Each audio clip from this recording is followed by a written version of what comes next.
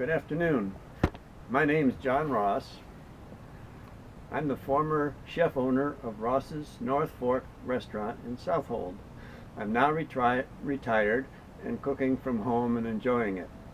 Today I'm going to demonstrate a simplified version of the famous Spanish classic paella. I say simplified because it's kind of geared towards us people that are quarantined in our backyards with small families, so the quantity is smaller, and I made it a little less expensive. I eliminated the saffron, eliminated the lobsters, but it's a delicious version, simple to cook with ingredients that you can find easy at hand. So to start with, the most important thing of all is to do a correct mise en place. Chefs use that term meaning everything in its place before you start. And you can see here for this recipe what I've done is I've placed on skewers. I have a pound of Italian sausage cut into 2-inch pieces. I have a pound of chicken breasts cut into squares. I have 3/4 pound of shrimp peeled, deveined, and skewered, and I have a 3/4 pound of fresh sea scallops. So these are all set, and that's how we're going to begin our recipe. But before we put these on the fire, we're going to brush them with canola oil so they don't stick.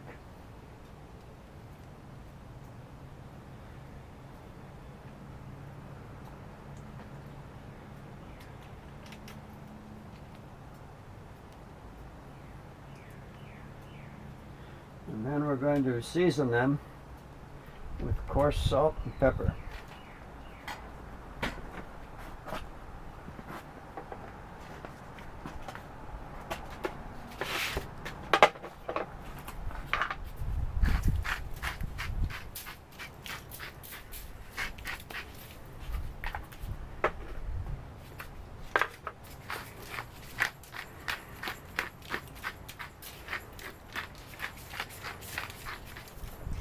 Okay. And before I start those, I want you to take a look over on this little prep table, and I've continued the mise en place, and that's going to include chopped scallions, some chopped garlic, and today I was lucky I was able to get a hold of some ramps. Ramps are the wild leeks that only come out for a couple weeks in the spring.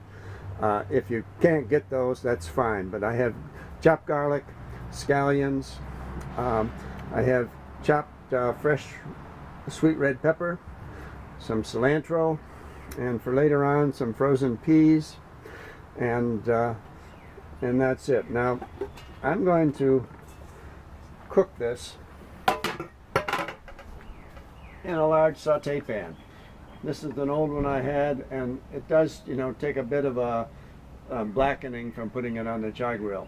And this maybe is not quite big enough, but it'll be fine for getting our recipe mostly finished, and if we need to, we'll transfer it to a larger container when it's all finished. So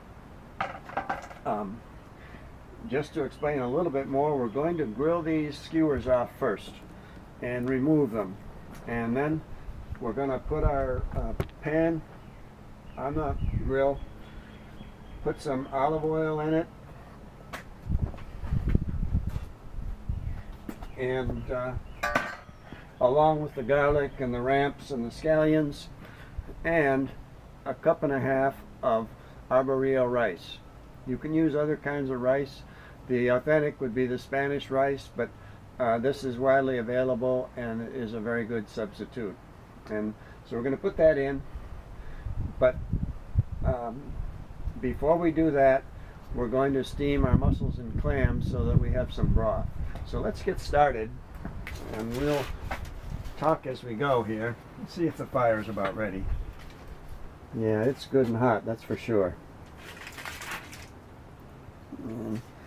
Let me get my tools.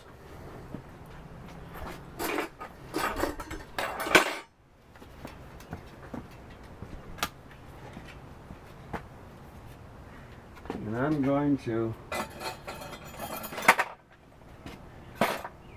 paint these a little bit better because there's a tendency to stick.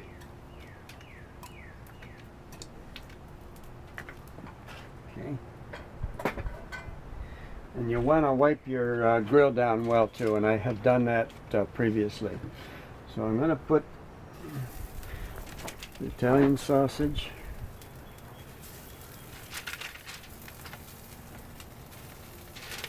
the chicken. I'm just going to start out with them because they take a little bit longer. And I'm going to close down the lid of the grill. And this grill is called a green egg, and it's similar in shape to a Weber grill, except it's made with ceramic, and it's a little easier to control the temperature, but most any grill will do just fine. And right now I want to cut down that, make sure there's no big flames. I'm going to cut off a little bit of the air and adjust the air vent at the top.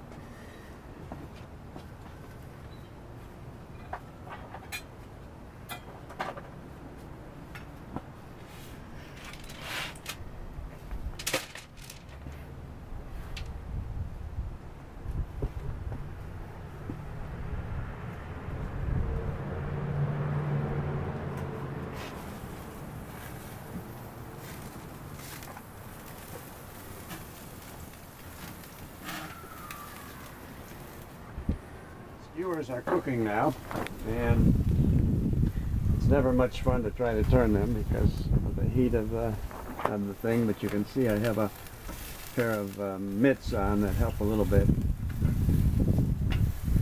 These are cooking nicely. I'm going to make sure they're loosened and get over the hot part of the fire.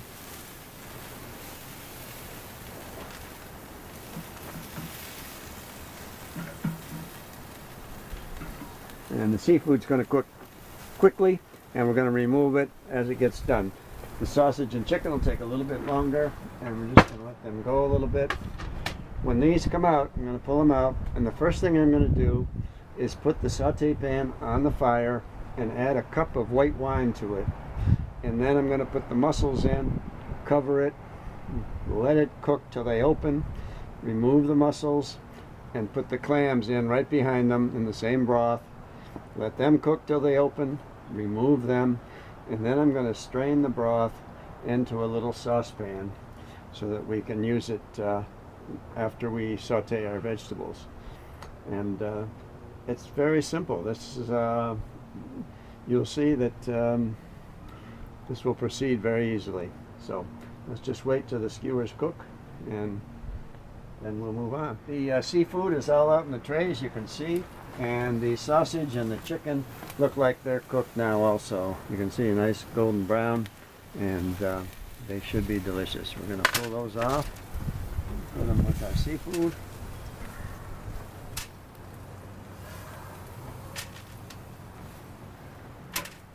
And I'm going to move these out of the way.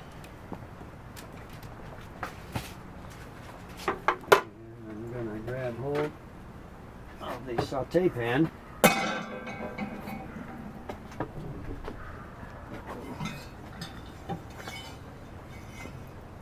Okay.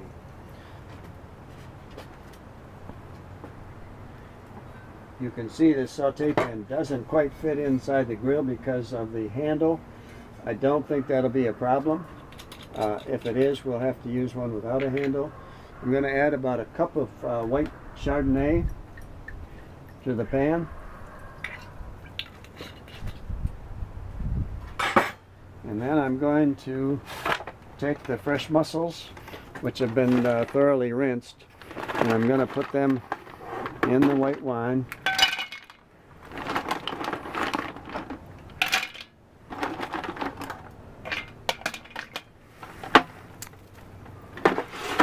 And then I'm going to take the lid to the saute pan, put it on tight, and we'll lower this lid as best we can, and that should work okay. The mussels are steaming in the white wine right now, and even though the pan didn't fit there perfectly, they're going to be just fine. And you can see they're all opening up. And what I'm going to do is spoon them out of here. Carefully without burning myself. And the important part, aside from the mussels being delicious, is we're developing a broth in here with the white wine and the mussel juice. And we're going to add the clams and do the same thing. And this broth is going to go into our final paella to give it a lot of flavor. Okay, now I'll just set those aside. And I just have a dozen little necks. And putting them in there. And we're going to close it up again. This recipe is perfect for 4 people or even 2 people with some leftovers. And like I said earlier, I did this because I know that small families and couples are quarantined and they don't want a huge meal. But this will be just right. These are going to steam for a few minutes now. Steamed open now in the white wine, and I'm going to pull the lid off. And oh yeah, they look good. They look just fine. I'm going to be sure to use a slotted spoon to take those out.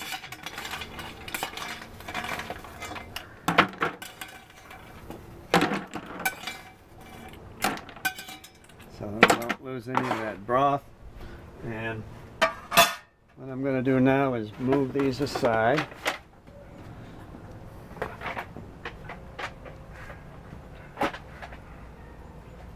And take a small saucepan, and I'm going to pour the broth in the saucepan.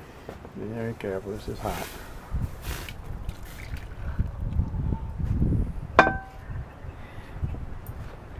Now I'll set this aside.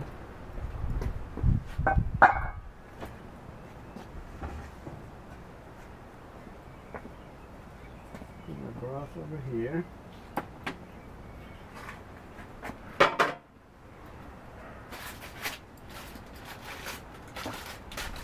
I'm going to put a piece of foil in there just to protect the bottom of this pan a little bit.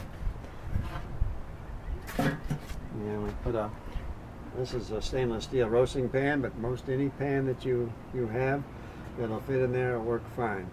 And take off my gloves. And the next step,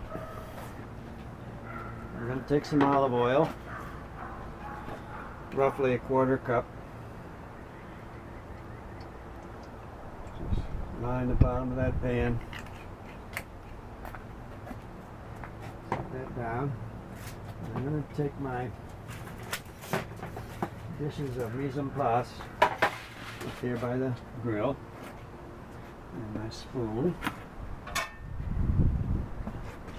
Now we're not going to cook all this right now. The peppers and the cilantro are going to come in a little later. But right now we're going to put in our scallions.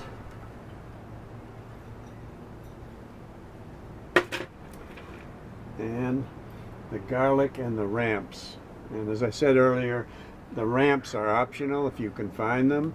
They're a delicious cross between garlic and leeks, and they've got a very strong flavor. They're delicious.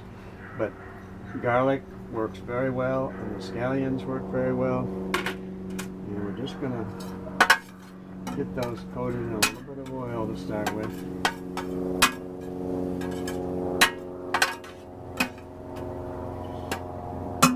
Just saute them very briefly, and then we're going to measure out our rice.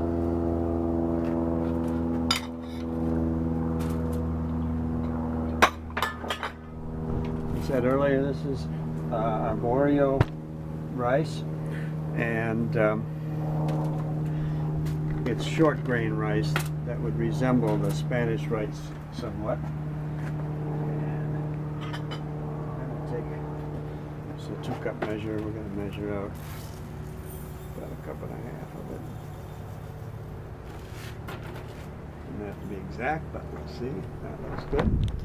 We're going to add that right into the pan with the garlic, scallions, the ramps. And then we're going to stir that up just a little bit, let it get coated with the olive oil. And kind of quickly, before it gives a chance to burn, I'm going to take our wine broth and we're going to add to it a quart or 4 cups of chicken stock. And that's we're gonna end up with about 5 cups, which should be about right for cooking that rice. In case the rice doesn't get tender and the liquid gets evaporated, we add a little bit of water, but it should be just about right. So that's gonna go in there.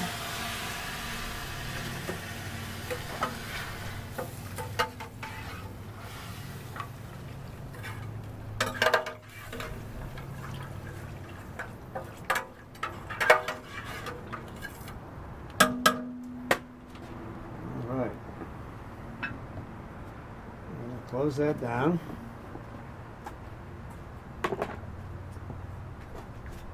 And we'll just wait till that cooks a little bit and gets tender. The rice is cooking along nicely, and I want you to take a look at this. It's cooking as it would be in a risotto, except that I'm not adding a little bit at a time. And if you have a tight cover for your pan in there, that's best, but even without a tight cover, it's cooking nicely. I'm now going to put some seasoning there before the liquid gets all absorbed, and I'm going to put a nice shot of ground turmeric, roughly a tablespoon of it. And turmeric isn't an exact substitute for saffron, but it does lend that nice yellow color and also a spiciness that resembles saffron. I'm also going to put some hot red pepper flakes in there to give it a little spice, and also a few grinds of fresh peppercorns.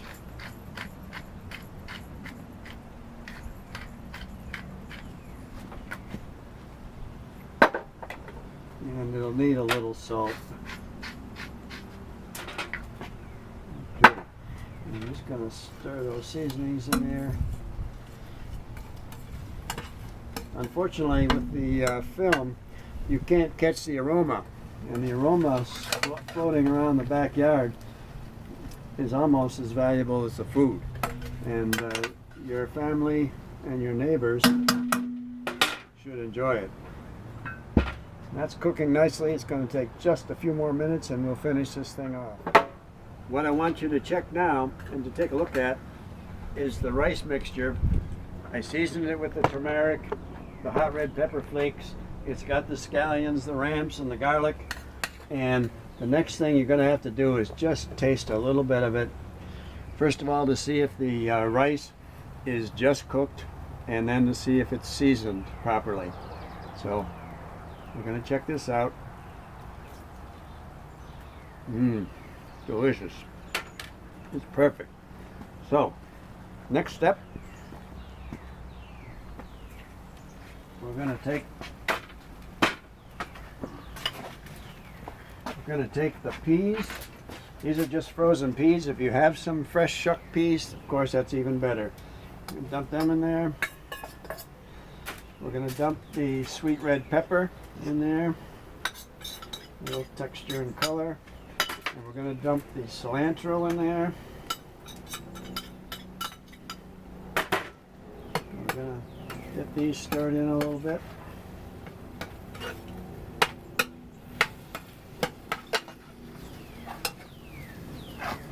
I'm going to put just a little bit of extra liquid. This is just water, and you can do the same. If it's just getting a little bit dry, we want to keep it nice and moist to finish it up. And that little bit of water is not going to dilute the flavor hardly at all. See, we got a nice color. And now, finally, we're going to take our seafood and our meat and chicken, and we're going to add them to the paella.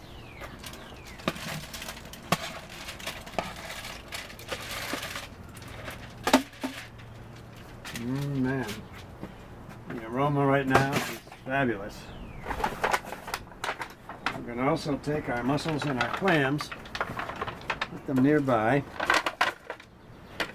and I want to gently fold in everything into the paella. Let those shrimp and sausage and everything get good and hot again.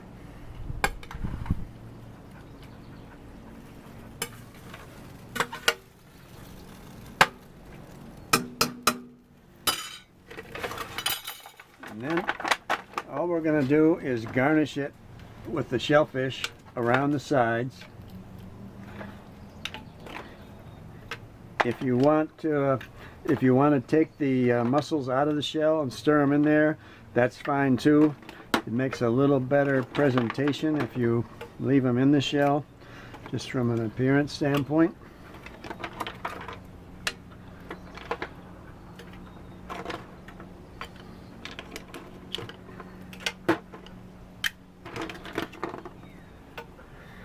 It's beginning to look good enough to eat. Okay, I'm going to put the clams around also.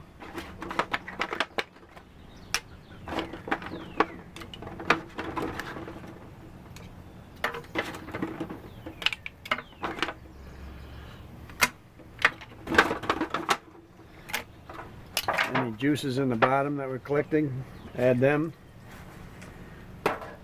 Put the lid down for just a few more minutes. Voila, done. This is the final result of our backyard paella, and what I wanted to stress, as I said in the beginning, is that this is something anyone can make with ingredients that are easy to find, not terribly expensive, and it doesn't even take a lot of time. So